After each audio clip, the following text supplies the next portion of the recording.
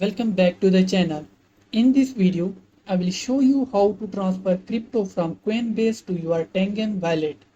It's fairly simple to do.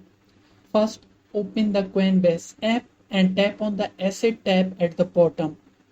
From there, find the cryptocurrency you want to send to your Tangem wallet. For example, I have some XRP.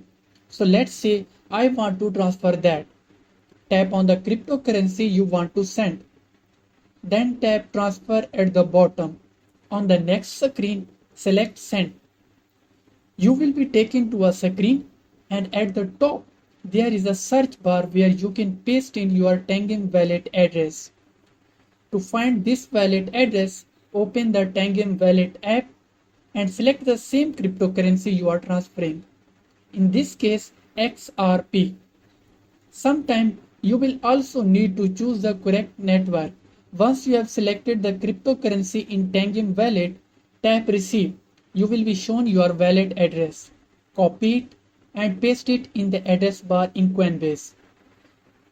For some cryptocurrencies like XRP, you may also need to enter a destination tag, which you will also find in the Tangem app.